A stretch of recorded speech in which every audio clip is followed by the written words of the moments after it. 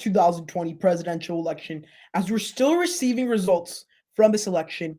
Now what? Over almost 2 days after the election, or rather 3 days. We're nearing 3 days. We're 2 days and a half. We have a lot to discover from this election. There's still a lot of results outstanding at this point in time. There's a lot of votes to be counted. And quite frankly, we do not know who will be the winner of this presidential election. So in today's live stream, we're going to be going through a lot of these results, take a look at the different results that are happening, and then also take a look at this point in time. What are the realistic pathways, if there is one for both candidates? What does this mean for the future? And at this point, where does this election stand? So again, before we get started, like, subscribe, turn on post notifications to be up to date with our latest content as we move into post-election content like in-depth analysis of each state. So let's get started at this point in time. So first thing we have to know is there's currently 6 states that are outstanding. One is pretty much a joke, and it's Alaska. I mean, they haven't counted votes in years, but that state is more likely than not going to go to President Trump. So looking at the current results that we have now, I mean, I think we could easily say that that state will end up going to Trump. So we could just budget that into Trump's 213 to 216 electoral votes. Now, the game for Trump becomes, where do I get to 270? Biden is almost nearly there. He's at 253.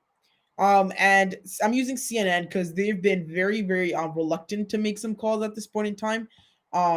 Because again, they have the experience that they really don't want to like mess it up because they've done in the past. So hi to everyone in the chat. So hi Jesse, hi Andres. I hope you guys are doing well. So yeah, we're gonna have an interactive conversation. I might be able to like take requests of where you guys want me to look, even house races and all those different things. So right now the question becomes, first place Trump has to win, and that is the state of Georgia. This point, this is the closest state during this election. It is something ridiculous, like 2,000 votes difference about. Now, it's actually less. It's about 1,700. Now, this is extremely, extremely close. This is not a very good sign, like, right now for the president if he's behind. Most of the vote is already in. We are just missing the precincts in Atlanta, if you want to take a look at those results right now. So we're missing those results in Atlanta. So right now, that's what we have. So with the results in Atlanta that are still missing, that's for the most part what we're missing of that 99%. We have a couple of these Atlanta counties missing around 5%. Essentially, that's all that's left. The Republicans have 99% reporting in most of their counties right now, which again, that is not a very good sign, as the Republicans might have a struggle to win here. Now, this is a crucial state for Trump. Donald Trump needs to sweep the map. He could lose. He can afford to lose. I think at this point, only Nevada, and the state of Alaska, but that's not going to happen. He can afford to lose those states. However, he cannot afford to lose Georgia. He cannot afford to lose North Carolina. He cannot afford to lose the state of Pennsylvania. So, Delia, do you think the military ballots in Georgia will make a difference? So, right now, I think that the military ballots in Georgia might have a difference, considering military vote might be a little bit spiked for the president. So maybe that could help the president take back a lead in Georgia. This race is going to the recount. This race is not going to be called today. It is extremely close. And again, it comes down to having millions of votes cast. So we're almost 5 million votes cast. And there's only a difference of only 1,900 votes. It's very, very close. So, I mean, it depends. But in Georgia, that's going to affect something. But here's the thing for the president. At this point in time, his possibilities are far behind because he needs to sweep this map absolutely. He's behind by a pretty considerable margin now in Nevada, almost 1.5%. This is almost done. We have most of the vote reporting, so that doesn't look too encouraging. Arizona, this has definitely narrowed up a little bit. However, nothing out of this world. With 94% reporting, the president is still behind 40,000 votes. This has narrowed down a lot, though. And yeah, I mean, it narrowed up a little bit, but I think at this point in time, we're looking at a Biden victory. And right now, for example, Pennsylvania, this is another state the president needs to be ahead. pretty much the people counting the votes in Philadelphia, they came out and said Biden won. They won the area. And I think at this point in time, looking at the possible pathways for Trump to get to 270, they're simply not there. Now, what is this? Was this a bad election for the president? No, he definitely overperformed his expectations. But I mean, right now, I mean, I think a lot of Republicans in a lot of parts of the country had a lot of hope when they saw that red mirage. And I mean, it truly that's what it was in the Rust Belt. We saw Wisconsin, Michigan, Pennsylvania. We saw a lot of these states be solidly red. Some of them stuck, like Ohio and Iowa and Florida, but Wisconsin, Michigan did not stick. And I think at this point in time, Pennsylvania is probably going to end up going to Biden, giving Biden the necessary 270 electoral votes to win. And I mean, at this point in time, the mainstream media is not calling the races because, again, they have to be more careful with what they say. Because imagine they call one of these races and then they retract it because of X, Y, and Z reason. That's going to be a disaster for them, like a true disaster. So that is why we're not seeing calls in these places. However, if I was sitting on that decision desk, which I'm truly not, I would have already called these races. I think it was bad for Trump comparison to the down ballot races, seeming to tell the Republicans outperformed Trump. That is definitely true in some cases. In other cases, Trump overperformed Republicans, like in the Arizona Senate race. But generally speaking, the Republicans had a pretty good night. I mean, they kept the control of the Senate, which going into my Senate prediction was completely off. I thought the Democrats were coming in with a strategical advantage when it came to the Senate. That did not end up being the case. So, I mean, I think at this point in time, down ballot, the Republicans performed well. They gained seats in the House. And some Democrats were pretty, I mean, they had pretty high-profile races back in 2018. They're gone. Abby Finkenauer in Iowa. You had Debbie Murkisel, Powell, and Dulles Shamlila down in Florida. And in a lot of districts across the nation, you did see a lot of Republicans win these House races. Joe Cunningham in South Carolina, Stephanie Bice in Kansas. A lot of these races, it just ended up going for the Republicans, which again, this was supposed to be, if you looked at the polling data, a blue wave year.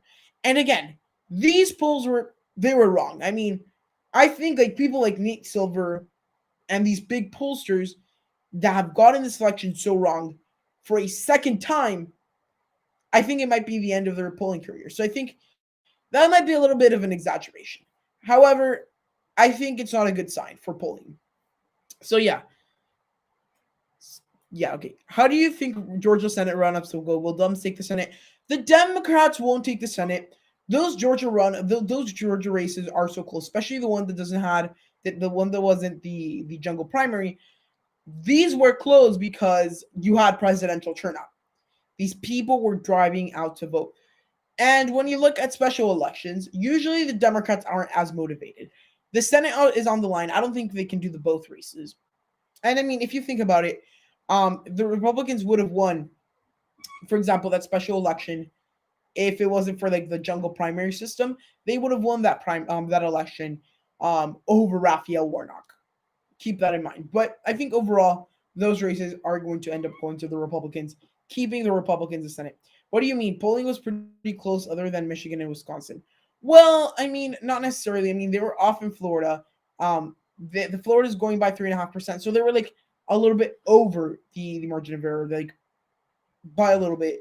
So the margin of error would have been if Biden was up by like 2 the last day before the election, according to 538. So give that, it's like they were off by 2%. It was pretty close, but generally speaking, the polls ended up being wrong. They got places like Ohio and Iowa completely wrong. I mean, Ohio ended up going, I think, let's check right now. I mean, Ohio right now, as it stands, I mean, with a lot of the votes counted already, President Trump leads, and they made this prediction on election night, early on. President Trump won by 8. By 8 points. And I mean, polls were expecting a Biden victory in Ohio. In Iowa, I don't know if it's 8 points. I may be exaggerating. No, it was 8 points. And surprisingly, Ohio went by bigger margin than Iowa. And these states like Ohio and Iowa, they went by bigger margins than they did in 2016. Same thing could be said about Florida. I mean, Florida was pretty off. And I mean, I said it during one of my videos a long time ago that I thought Donald Trump was going to win Florida. Again, this is without a lot of things happened towards the end. And I cited the Miami-Dade County votes. To put it in perspective, let's just put it in perspective right now. I think it's important to understand that this county right here, Miami-Dade County, went to Hillary Clinton by 30%. This is the largest county in the state, and it contains the biggest amounts of votes. Trump only loses it by 7% this time. This was horrible turnout for Biden in Miami, and this is the biggest reason why Biden lost in Florida, Miami-Dade County. Because, I mean, he overtook Pinellas County, not by a lot, I mean, and it's still close, and like Biden was leading by a lot on election, and you're starting to get those results to narrow down. We might even see Trump winning in Pinellas. I mean, Trump did good in Florida. He did a little better than he did in 2016. And what is the story about this map? Trump did in certain places better than he did in 2016. I would like to say also, pretty shockingly, I mean, in New York, it only went by 20 points. In the past, it goes by 30, and it was polling at 30, like a couple polls that he did. Donald Trump overperformed expectations. They overperformed 2016 numbers.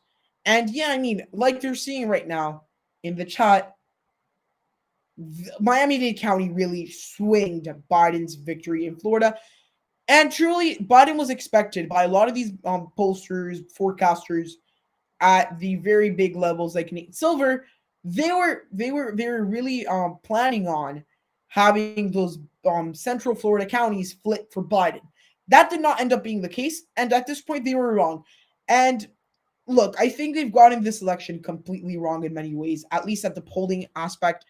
And polling could have been a lot better, and I think we're going to have to rely less on polling, but on other factors for future elections, which I will be covering here on my channel over the next couple of days. So yeah. So for example, now going on to like I'm seeing in the chat right now is coming up the discussion of voter fraud. So what is going on there? So I think right now, is it something that people should be worried about? Definitely. Is it going to completely alter the election? No. We have had some evidences.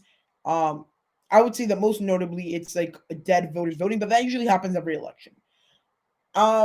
With that, I think at this point in time, the results are going to be minimum of the action.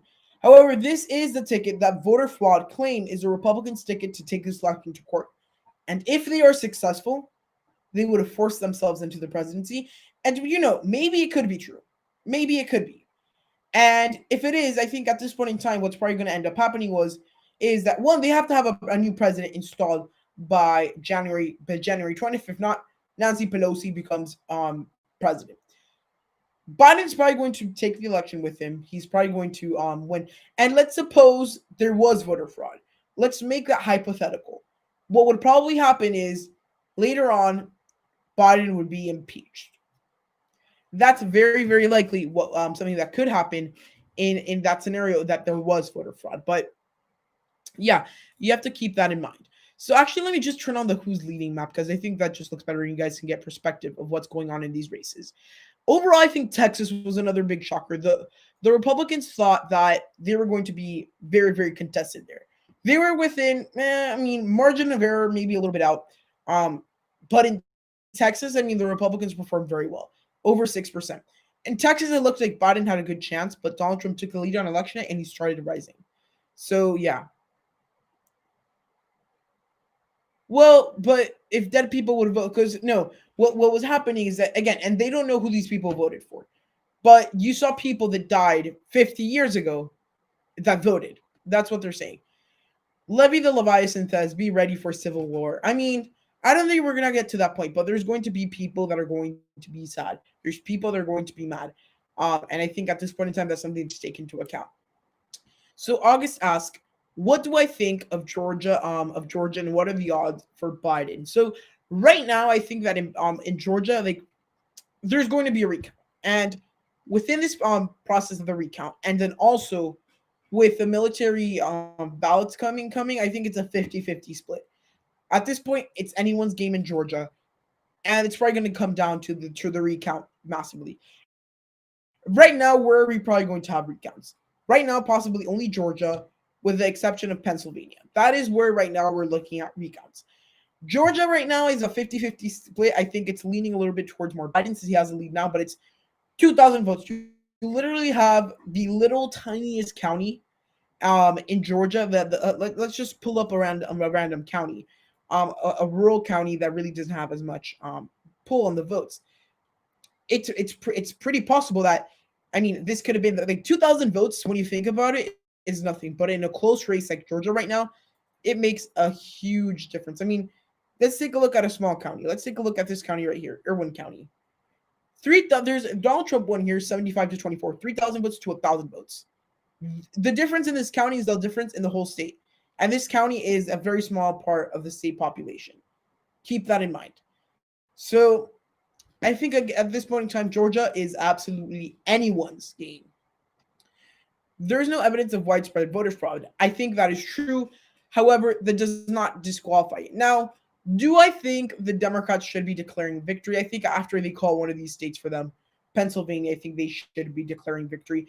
And it is expected that Kamala Harris and Joe Biden will be declaring victory sometime tonight, as one, because that's when they expect some of the projections to start going, but they already have a speech kind of already in the works. So we might be seeing that. However, some news sources or vote projection sources have called this race already. Decision desks, which I've used in the past when I covered the Massachusetts Senate race primary, they've already called the race. Biden has reached over 270 there. And I think at this point in time, how it's looking, it's probably going to end up going to Biden. Now, I would like to point out, this electoral map looks completely very, very, very weird. So, it's very weird. Recount is only going to maybe shift about 100 to 200 votes. Yeah, but we also have those military ballots to still come in, and those probably will lean Republican. So who knows? It's truly going to be close, and I really want to see what happens. But, I think like one thing I think is very interesting about is that I think no one in their right minds would have predicted an electoral map to look like this. You would win in North Carolina, but not in Georgia for the Republicans. Like those scenarios in your head, they don't make sense. If Republicans won in Florida, they're more than likely to win in Georgia. That's the mentality that people went into this election. This just proved everyone's thoughts and the facts that were provided to us by these pollsters completely wrong. I mean, if you take a look at all these political YouTubers' predictions, no one was really that close. I mean, my prediction, which I feel like out of the ones I've seen has been one of the closest, it still is off because I had Trump winning in Pennsylvania and in Georgia and in Arizona. But other than that, I would have gotten the election correct. So yeah, Fox News is more biased to Biden. Come on. I was reading today again in Twitter that there's reports that Donald Trump, after the election, I mean, if he loses, he would want to start a Trump news network. So I think at this point in time, that might be something interesting. Yeah, I've been getting a lot of comments like that it's not far off from what I predicted. What I want to do? Like, I want to see and compare like a lot of these predictions when we get the final results, because I think it's important to acknowledge like the things we got right and wrong. My prediction, I feel like, was I was expecting more of like that red little bit like squeezing through. It almost happened, and I think we were pretty close. But hopefully for next time we get more experience and we're able to get more correct predictions in the future. You predicted that Georgia would be to the left of Florida and North Carolina. I didn't think that was going to happen. Now, I had a good feeling that Florida was going to go heavily to the president, again, in Florida perspective, because, again, a 3-point margin in Florida is huge.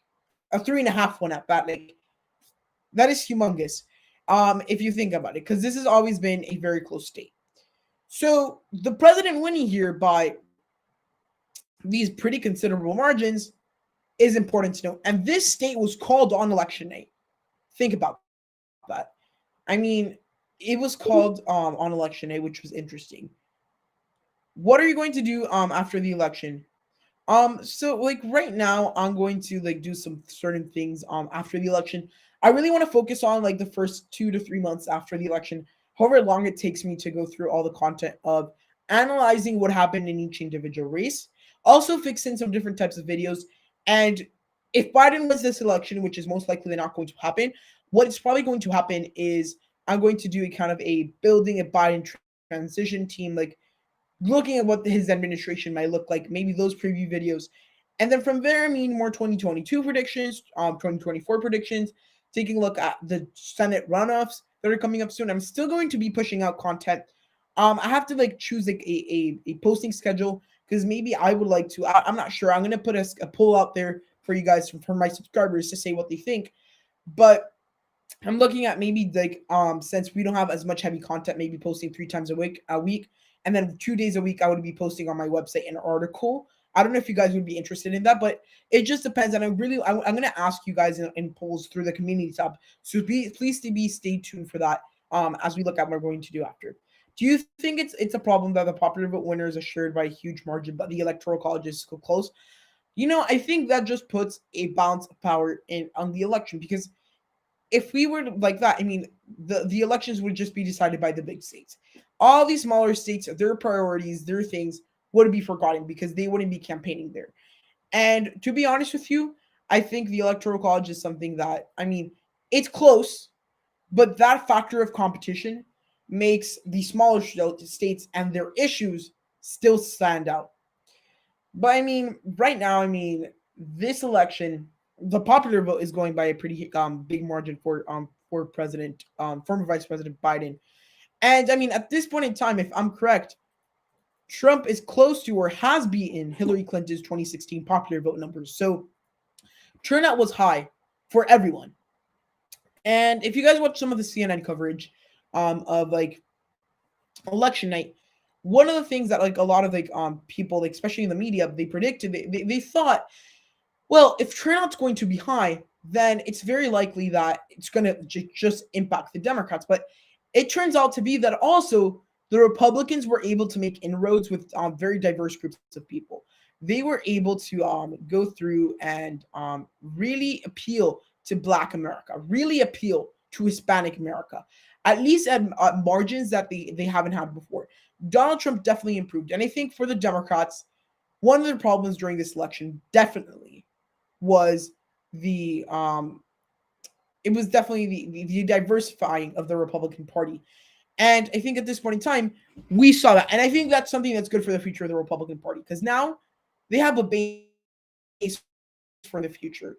They now can rely on some more Hispanic voters. I mean, generally speaking, there was the Hispanic vote definitely, I mean, in a majority. However, Donald Trump narrowed down those margins. So again, that's something that's interesting. And a lot of Hispanics, I mean, they're frustrated with the Democratic Party because, again, here's the thing with the Democratic Party. I think one of the things they don't understand is that they still have to focus on certain groups of people. So back in 2016, they completely forgot about the Rust Belt. This is a group they focused on this time, but they focused a lot on the Hispanic vote. That didn't work out. So apparently for them, that's kind of like forgetting about it. Generally speaking, I think that's a problem for the Democratic Party. They keep on doing that. I think that's going to be something that's going to be interesting. You were wondering what happened on the election day that you changed your prediction on red Sunbelt. I mean, yeah, I think last minute, I changed the Sunbelt prediction. I had a feeling that like the Sunbelt was going to be more red, and I mean places like Texas, like the margins, I was definitely off in a lot of places. I think the only race at this point in time that I've gotten the margins correct out of the close ones, probably Arizona. Oh no, I actually predicted Arizona for Trump. I mean, I think at this point it was only Minnesota, and that went by what, 8%. I mean, it's something that like I didn't expect right now. I took in like a lot of things into consideration when I made my last prediction, because again, there are certain things that I needed to cover during the last prediction, and I mean, there were certain trends, and sometimes when it comes to politics, that gut feeling that you have sometimes is better than going strictly off the data. And I mean, that has just proved to be more certain during this election. I mean, last minute, I had a gut feeling that Trump might have had a chance of victory, just considering how crazy he was doing. Now, here's the thing. What is something else I'm going to analyze? The Republicans throughout the last days of the campaign, their mood was completely like on the floor a little bit. they were being optimistic. I don't know if you guys watch the speeches that they gave, from the little press briefings they give on election day. Um, Joe Biden talked at when he went to his house in Pennsylvania. He talked at a community center in Delaware. He did a couple little last campaign stops. Trump, he went to the RNC headquarters. And you saw two distinct messages. The Democrats were overly optimistic in a way. They thought this election was going to be a breeze for them. The Republicans, on the other hand, they knew they were behind. And I think for this race, I mean, the Republicans aren't shocked. And I mean, Donald Trump, it's not that they did not have they did not have a chance, but it's also that, I mean, they were behind. Statistically, I mean, the election just ended up being a lot closer than a lot of people thought. And I think it's a wake-up call for a lot of Democrats. In the House, you've seen the Republicans take some votes. And I mean, it's nowhere near a red wave. And it's nowhere near a blue wave. I think we just saw a red, a little bit of red support, a little wave. It's not going to be huge wave. I mean, we could say that this wave is very small, for the Republicans in the House. In the Senate, I think the Republicans are going to narrowly hold on with the two races in Georgia. So that's going to be something that's very interesting. And when it comes to the presidential race, it's going to be a very, very narrow victory.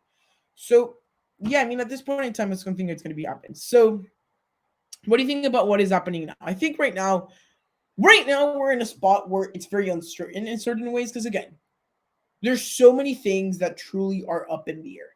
It's up in the air. It's up in the air whether, I mean, some of these ballots and the court rulings.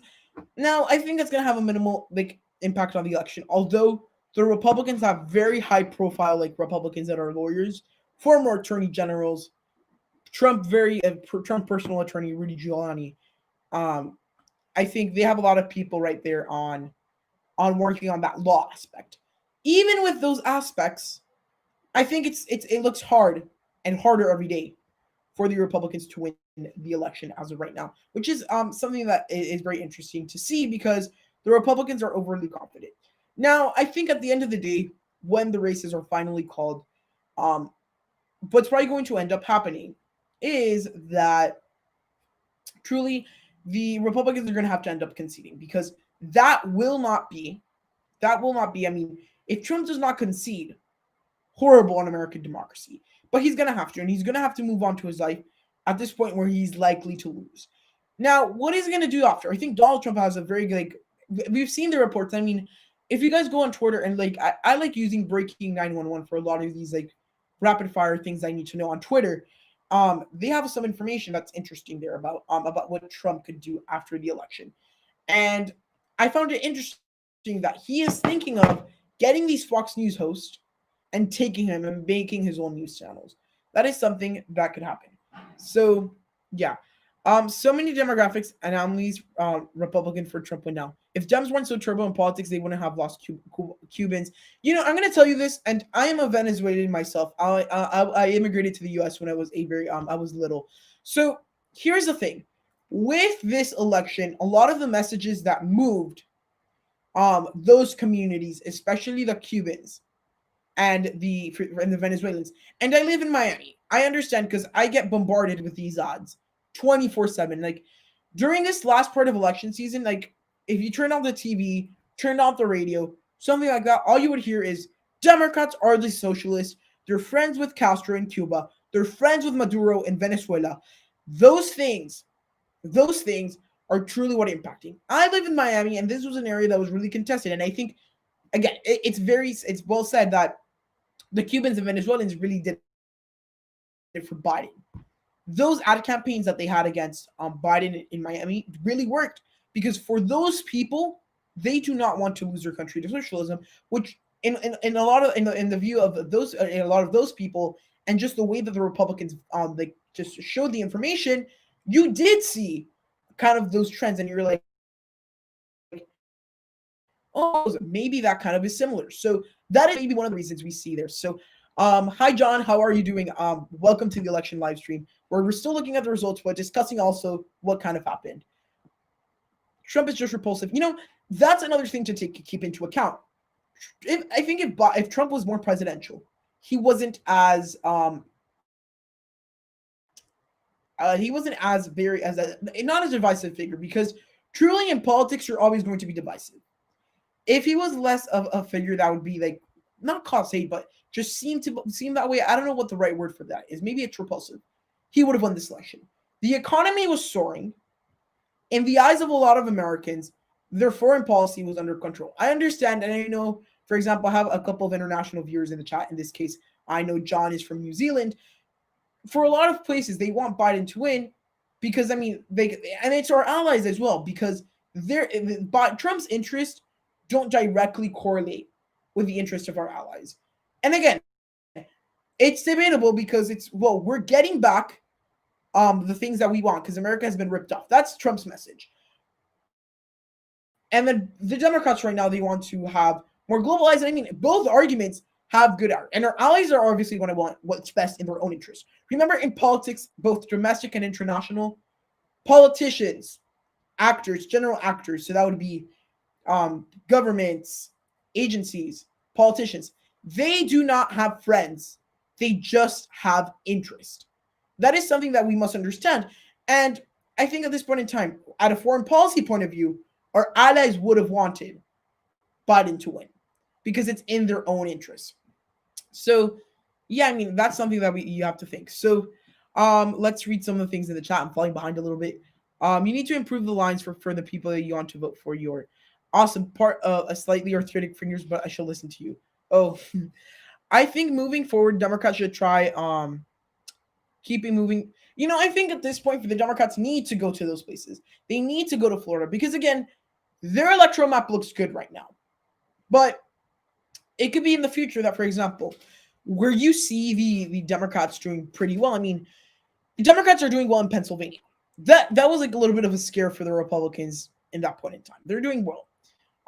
They're doing well in the Sun Belt. But where's the Republicans' evolution? Their evolution is holding on to these states because they really just have to. The Republicans don't have an option moving forward than to hold on. But I think essentially, I think that's true. The Democrats should start moving those states to make sure they have that locked up. Now, what is something else to think about? The other aspect of this election that's very interesting is that the Democrats, even though they got a little bit closer, they weren't that close in South Carolina. It was 12 points. Some people were predicting it to go by less than 5. In Utah, Trump got here more. I mean, Biden got here when the race went by in 2016 for Trump, just because there were so many third-party candidates. But in Utah, Trump performed very well. Another state, Montana. This one's been a lot closer, but it's still in the safe margin. Right now, a state I don't understand why they haven't called. Again, I've been saying this for a time. Alaska. They say they should have called it years ago. It still hasn't happened.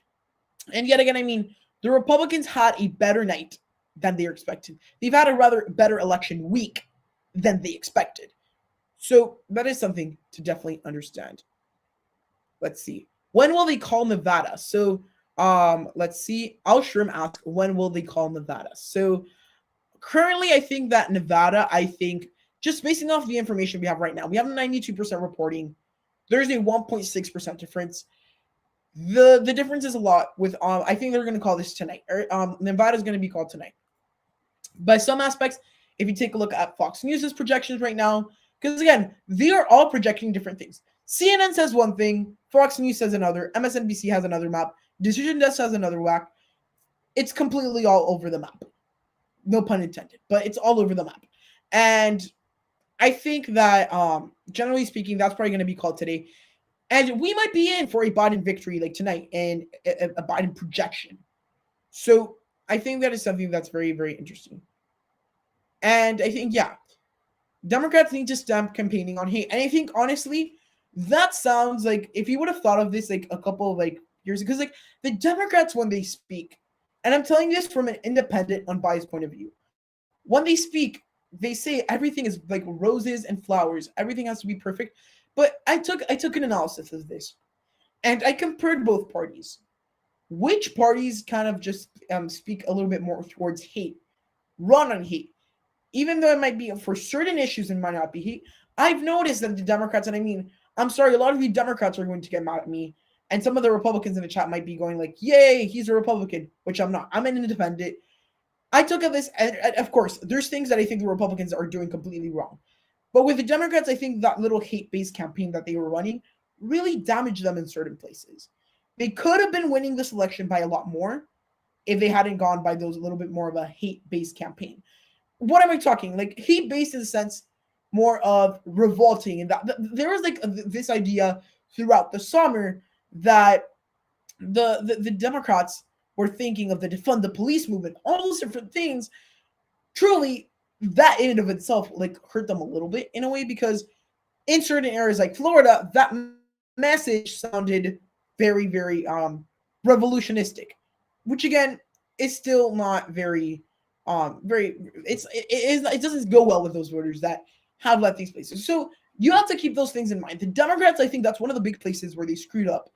They could have been doing a lot better. And had they done better, and I mean not focus too much on that campaign, I think generally speaking, they would have been doing a lot better. So I mean, right now it's a race that I think the Democrats could have taken by big margins if it hadn't gone that way.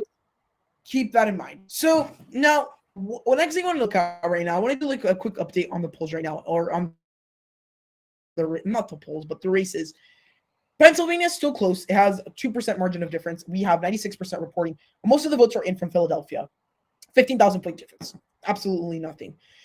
Georgia, insanely close. I mean, with a race over 5 million votes cast, 2,000 vote difference. That is less than the 0.00002%. That's nothing. It's ridiculous. It truly is. It's very, very light numbers. So that is that's the thing that we have to think about. So generally speaking, I think those places, if the Democrats hold their leads there, they're going to be good. North Carolina, again, this is a state they should be calling. I guess there is some votes outstanding, but I think Trump's going to end up winning North Carolina. So now I want to go back and I want to ask you guys in the chat. I mean, what do you guys think influenced this electoral map? What do you guys think in the chat were really the biggest factors that moved this electoral map? To have places like Iowa and Ohio go to the Republicans +8, Florida to the Republicans +3.5, Texas +6. Yet still, the Democrats have a pretty nice chance of winning in Georgia. They got 3-point victory in Michigan, a pretty large, pretty notable victory in Wisconsin. What were the things that really moved this election? Republicans are sore losers. I think here's another thing I was thinking about. And in 2016, when the Democrats were kind of being sore losers, because they were being sore losers in 2016, the same way some Republicans are being today. And again, it applies to certain people. There's certain Democrats that took, I mean, Hillary Clinton herself wasn't a sore loser. I'm gonna have to give her that. I mean, I don't know if I was the biggest fan of her. I actually was a pretty big fan of Hillary Clinton, but I don't know, like at the end, she wasn't a sore loser, which is something that's completely contrast to the Democrats. They did have their fights. They had Joe Stein help them in the Rust Belt with the recounts. But generally speaking, Hillary Clinton was pretty quiet. She wasn't outspoken. The Republicans are being somewhat of sore losers. Some of them. Now, it is fair to say that this race has still not been called. But I think in generally speaking, both sides, when you lose a race on both sides of the aisle, you are going to have that little feeling of, dang it, I lost a race. And I think it's also that, like, we have to also remember and put this into perspective. I want you guys to think about this.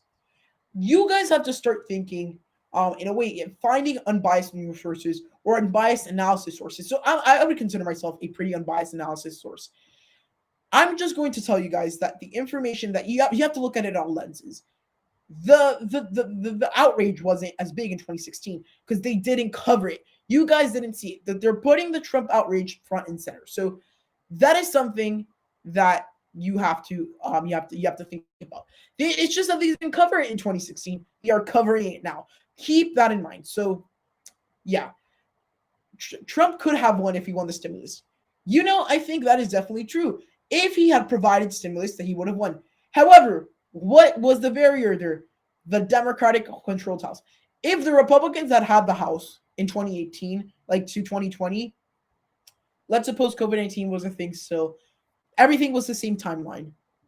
I can assure you, Trump probably would have gotten reelected because of that stimulus. Because it's unbelievable that our country is so dysfunctional politically, playing games with the American lives and the American economy. These politicians in Washington, establishment ones especially those establishment ones, I think it's ridiculous that we cannot have the COVID-19 relief.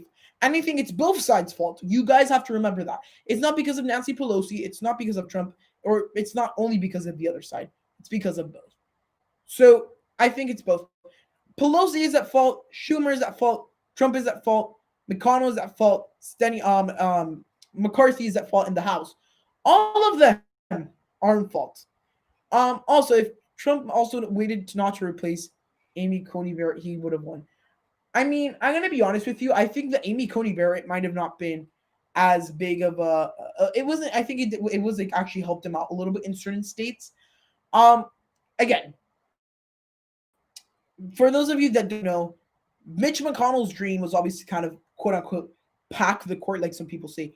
I don't think it was pack, but get the court full of conservative justice after what happened during the Bush administration, if I'm correct, with one of the judges when he was like just starting off as a senator. Now, both sides and both establishments, horrible. Things could have been a lot better. But again, we live in a world where in Washington, politics is played with people's life. Unfortunate reality, guys. I mean, it truly is unfortunate. And I think if both parties could have gone and done something about it, it would have been good for both of them. Now,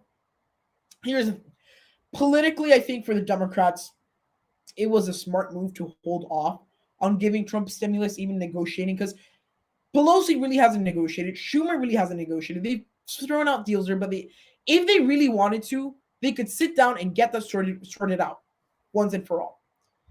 But, I mean, for the Democrats, politically, it did not benefit them. Because giving Trump those stimulus bills, giving the people what they wanted, that certainly makes sense of making the people happy under Trump. Because remember, Trump would be president. That was bad for them politically because they could have lost the race. And I think, generally speaking, that is something that definitely is true. I don't know what I'm talking about. Again, that's an opinion. Trump needed to win the second debate versus Biden. You know, I think that second debate, I don't know if you guys have like watched my debate videos. I mean, that's one of my best performing videos on my channel. During those videos, I mean, I talked how the Republicans did for money. They didn't get smoked. And here's the thing. I'm going to give you another reason why Biden did not do that well. Because coming into this, a lot of people thought that Kamala Harris was going to be this huge figure that was going to move a ton of votes. She's going to be so inspiring. She is the female Barack Obama running for vice president. That did not end up being the case. Kamala Harris, yeah, she could pull some voters here and there, but Kamala Harris wasn't that influential of a figure. She wasn't able to move the voters in certain aspects. And I think it's something that really did hurt the Democrats. They could have been doing a little bit better. So, yeah, it doesn't matter. It was determined by fraud. I mean, I'm not sure if it's going to be the whole election determined by fraud. I think, generally speaking, only by a little bit. But, oh God, someone's spamming the chat. Okay, McConnell is probably the worst. I mean, I personally dislike McConnell and Pelosi equally. I dislike them both a lot. I could tolerate a little bit more Chuck Schumer and McCarthy for the Republicans in the House. But McConnell and Pelosi, no, please. Although, I mean, out of the leadership, the one I like the most is probably McCarthy in the House, the House leader. He's not as establishment as the rest of these people. And I mean, I wouldn't mind, for example, an AOC, the House speakership, like she being a House leader. I wouldn't mind it because it would be someone that's out of this political establishment. Now, let's going more to the left, and I mean, I think we should be left in the moderate lane. However, I think there should be moderates that are not establishment. So, yeah. Georgia Secretary of State that the recount due possible fraud. The recounts in Georgia, so you guys know, because there's been some misinformation going around about this. So let's just take a look at the state of Georgia right now. In Georgia right now, what we're seeing is that, again, it's a close race. It's essentially a statistical tie. If we take a look at it, it's ridiculous. It's 2,000 votes. In the state of Georgia, it is election law that if no candidate reaches 50%, no candidate reaches 50%, the election goes into automatic recount. Keep that in mind. So this automatic recount in Georgia is not happening because of fraud. I mean, for the Republicans in the Secretary of State, they could say all of that. I mean, but truly speaking, because again, that kind of just helps Trump with his message that there was voter fraud. It kind of like also like kind of it backs him up. That's why maybe the Republicans are seeing voter fraud in Georgia. But the recounts in Georgia are not because of voter fraud. They're because that's the election law. That is something we have to understand. There is probably voter fraud out there. Now, what we must consider is at what extent is this voter fraud going to happen? Is it going to be something ridiculous like a couple ballots here and there? Or is it going to be something that's massive to the point where the election could have been altered completely? Keep that in mind. Voter fraud always exists in an election. And I mean, it depends also what you could call voter fraud. It could be, well, it could be a little bit like more, some people call it voter suppression. There's many different aspects. But generally speaking, voter fraud, it usually happens at least at the minimum, most smallest scale. If it happened a bigger scale, then the Republicans really have something to talk about. You know what I mean? And it really comes down to that. Do you have evidence of dead people voting? Well, I mean, if you go out there and you can go on the voter list, there's still dead people on there. And I don't know what to think of this, but I think one of the evidences that could notify, like something's off a little bit is, and it depends how you look at this. I mean, I personally don't think it's going to be something that's huge, to a huge scale, but I think that those, I don't know if you guys have seen those graphs. They've been going around that voter registration numbers are lower than turnout in a lot of these places. How does that make any sense? I'm not really sure, but it could be something that something can be wrong. That is something that could really have an impact. And I mean, generally speaking, something that we should consider, because I think at this point in time, voter fraud is not going to have a very big impact. Yeah. So more, I'm gonna appoint moderators right now because I think I have to do that. So I'm gonna assign some viewers as moderators. So yeah, I'm doing that right now. So yeah, I think at this point in time, we're looking at a presidential race that is going to be decided at one point or another. It has to. Like, there is no other option, because frankly, the election just has to be called, and we have to be able to have a president, because this country cannot stay without leadership. It's simple.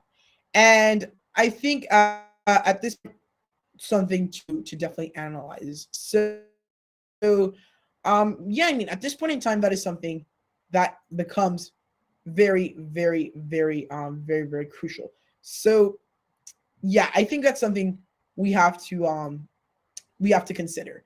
Now, the other thing is that we should also be looking right now at the races and talk about a little bit what can really change with the votes that are left. Like right now, Georgia is almost done counting it. It's essentially at 100%. Pennsylvania, there is still a vote outstanding, and some in the Republican counties. It's not much because, again, remember, these counties are small. We still have votes outstanding there. If that is able to go a little bit in Trump's favor, we might see a victory. But with the numbers that we have right now, it's just unlikely. It simply just is.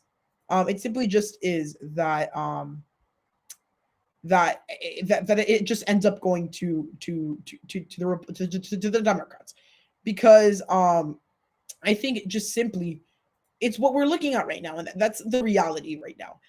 Now, I want to take a look also. I think that is something that we must take a look at, is the at the race and the Senate races. So in the Senate right now, the Republicans, they actually did pretty decent.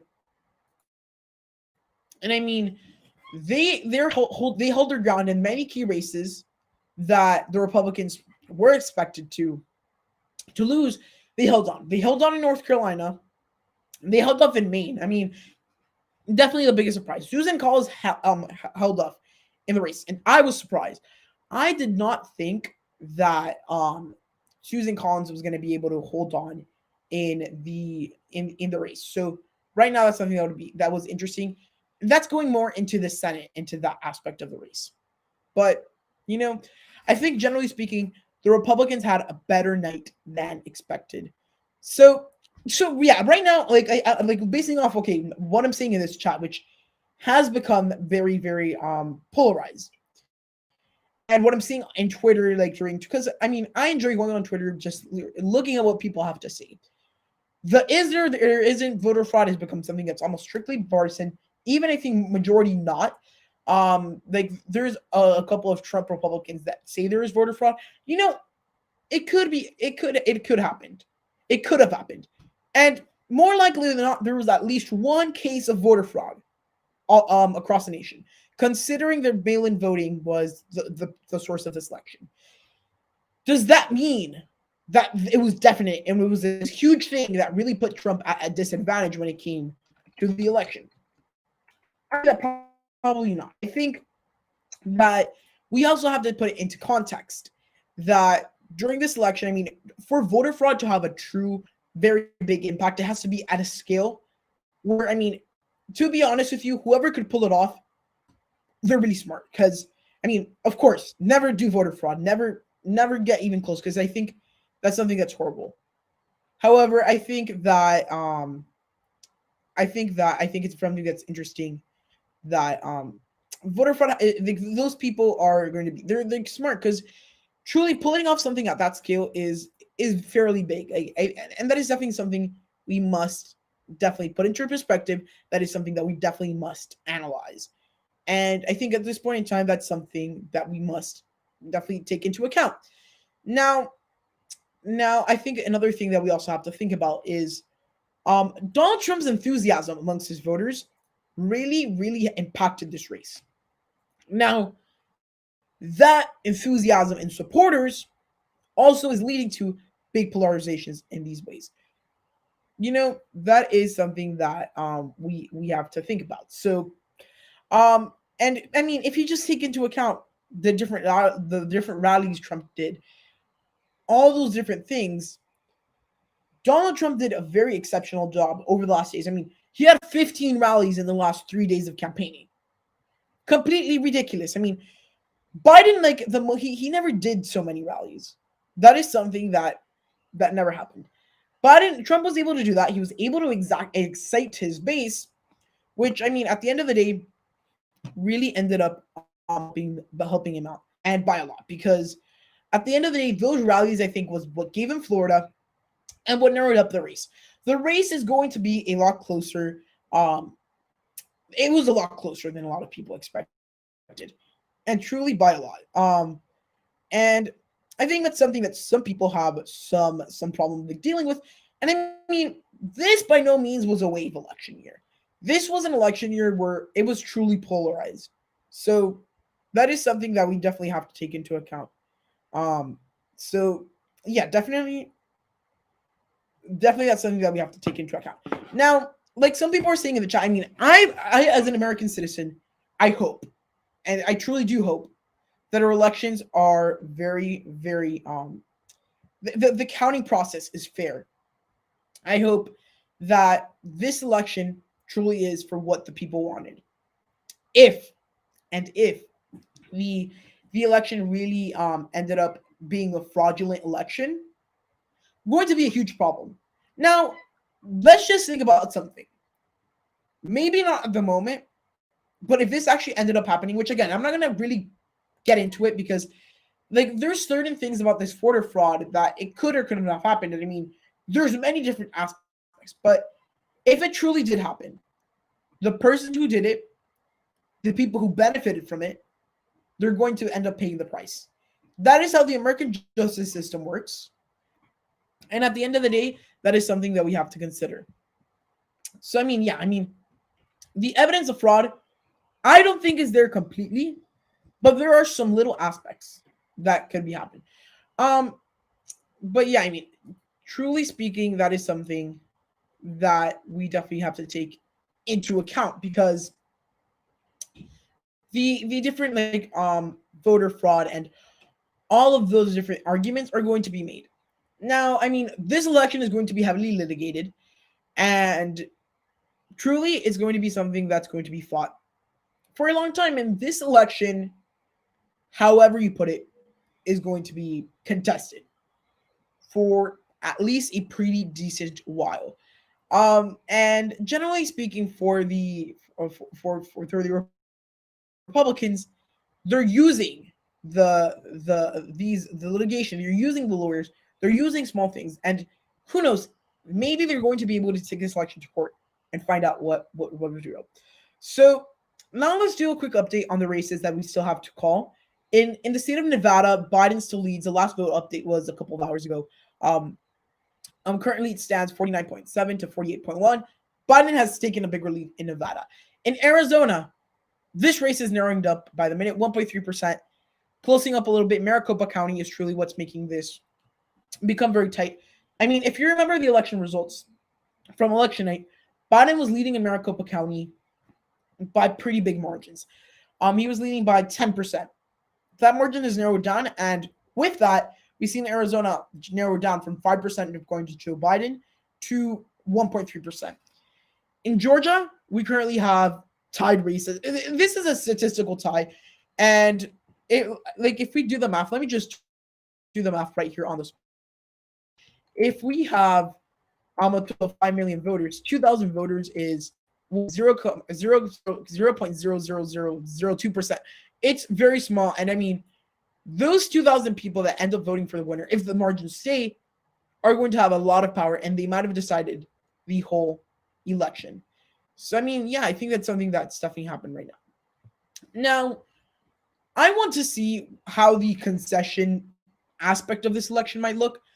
I think at the end of the day, Donald Trump's going to concede, and I think Donald Trump, it's going to be maybe later than he could have. I mean, when all the major news sources call the race, I think he's going to have to go concede. I think before December 16th, he's going to have to concede. That's when the Electoral College meet. I mean, it will look very unpresidential of him. And I mean, this presidency has been definitely out of the norm for both the good and for both the bad. So I think that is something that we definitely must see. But when he does concede, I think he's definitely going to have to.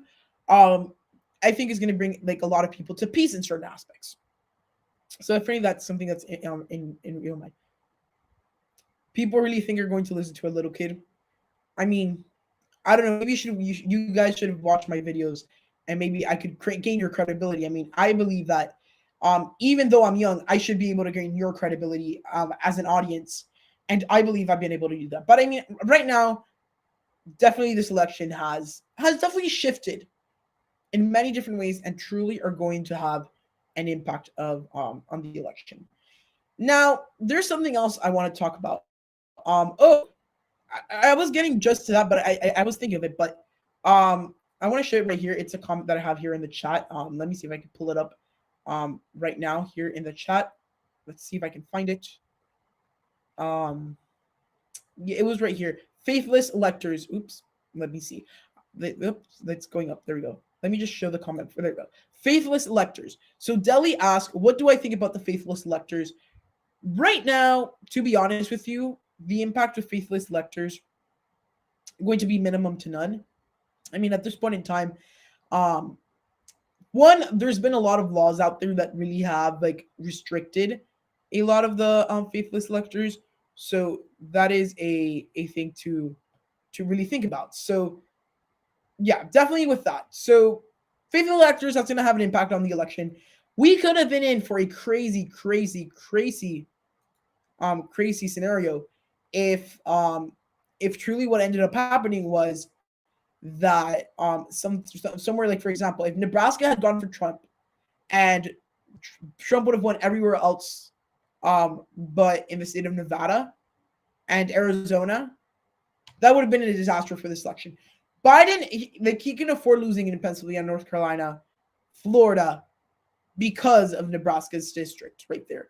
He's able to do that. He could afford losing in those states. But if it wasn't for that, he wouldn't have the luxury, let's just say, to do that. So I think at this point in time, this election, it truly has definitely, and I mean, it has definitely been closer than people thought. The aftermath, like a lot of people thought that we're going to go into a civil war where riots, protesting, looting on the streets. That did not happen. And I mean, that really is a good sign for a democracy. However, I mean, it again shows how dysfunctional this election has been in certain ways, and it's been wrong in certain ways. Just to give you guys like another quick update right now on where things stand. Right now, we don't have, like, I don't think they're reporting the numbers as constantly as they did on election night. The electoral count currently stands 253 to 213. And if you play around with the map, you give, let's suppose for Trump to win, his only path right now is winning all the states left on your screen. Or at least all of them except he can afford to lose Arizona as long as he wins Nevada. I think he can afford losing Nevada, but he can only lose one state at this point in time. And he truly has to win. So I think that's something that we have to keep in mind. Well, yeah, that's true. I think I want to spotlight this comment. If Trump won, I think that was a little bit more likely to happen because usually when it comes to a lot of those things, and I mean, the Black Lives Matter movement, not essentially the movement itself, but the protests that were violent, a lot of them were caused by the more like the left, the more radical left. Because again, there is radical left and there is radical right that are violent, and the violent left and the violent right. And I think at this point in time, something was more likely to erupt if President Trump won. But who knows? Maybe something could still happen. Hopefully nothing happens. But truly it doesn't. And I think we are looking at an election that really divided the country. Neighbors, friends, families, some of them, they're not even talking to each other anymore because, frankly, the election really divided them in ways. So, I mean, yeah. Breaking news, Pennsylvania worker to testify in Democratic fraud. Not looking good for, who knows? I mean, I want to see those interviews, and there was voter fraud. I want the true facts. I want it to be transparent. And I think at this point in time, that's something that's truly important because with these voter frauds that just end up being super corrupt, I think it becomes clear that if that is able to get into the U.S., that is a problem that we have to deal with. I mean, truly, the pandemic has taken a back seat over the last couple of days because, again, we're in the middle of an election that is going to be decisive to what happens in the future of this country. It's going to choose whether or not,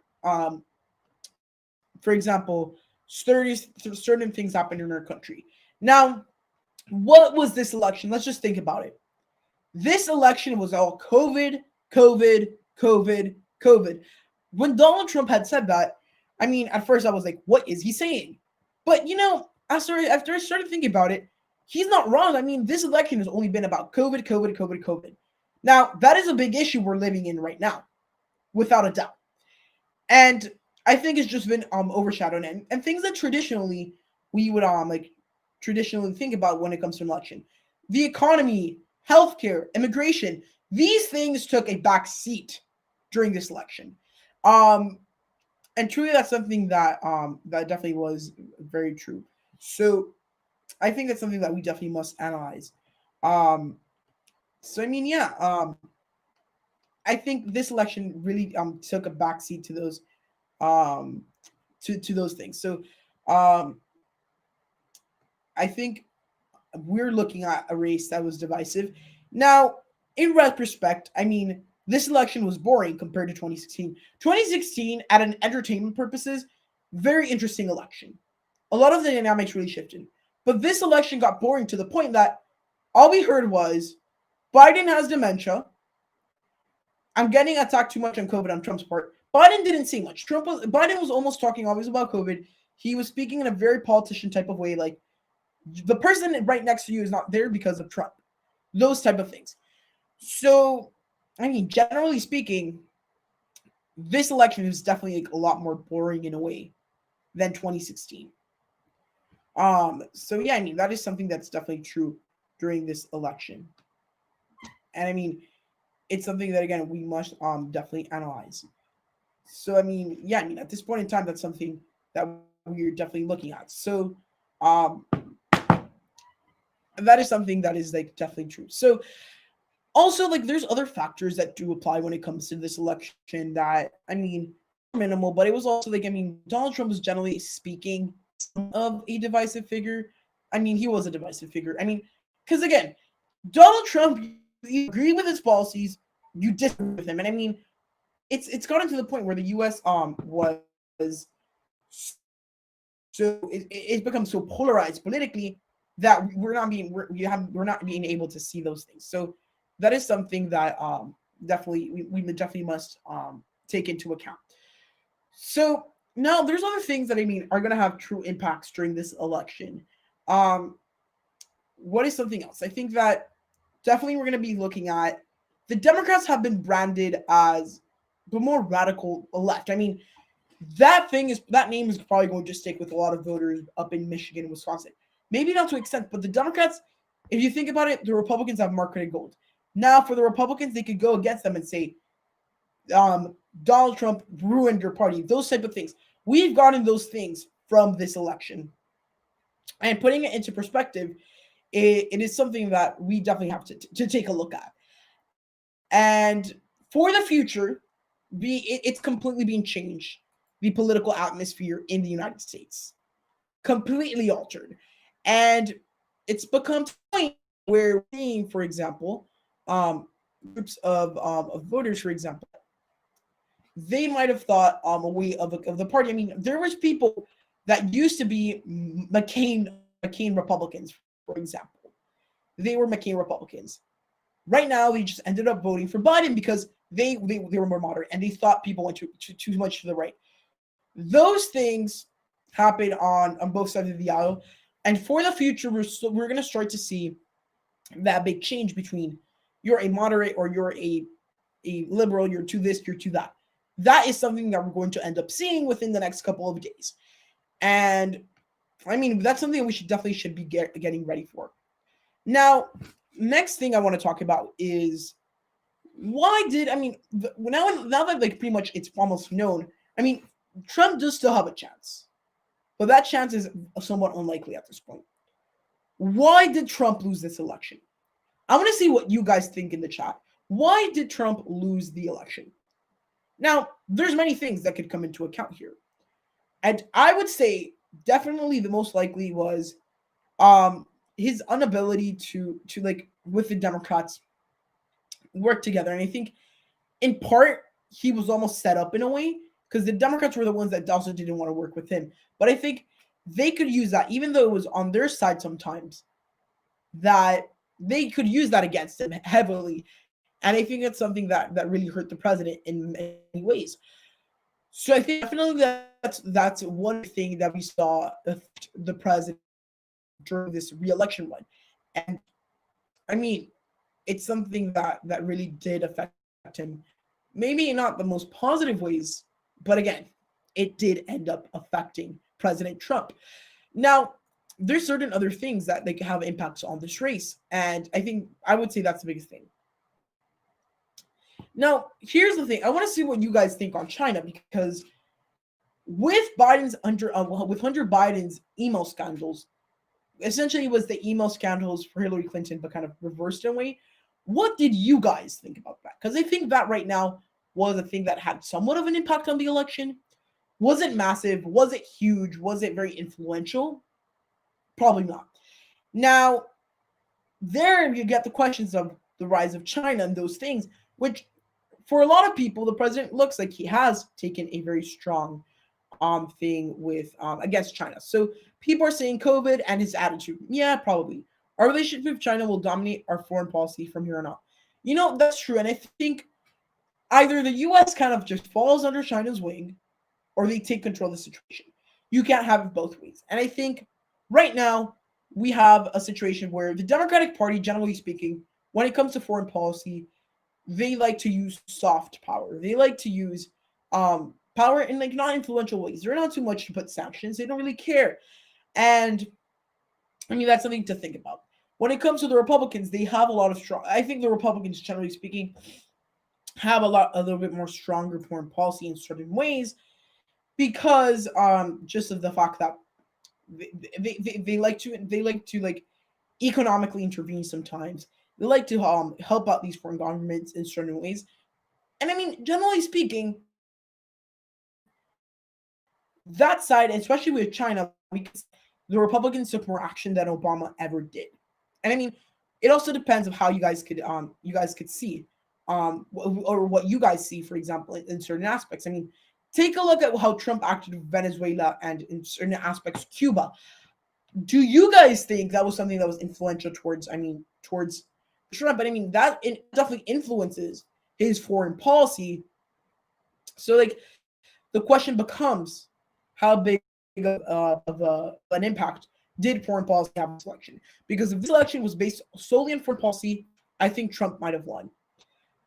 I mean, people are making. I don't know why I didn't mention this earlier, but I mean, without a shadow of a doubt, Donald Trump's biggest downfall in this election had to do with Twitter.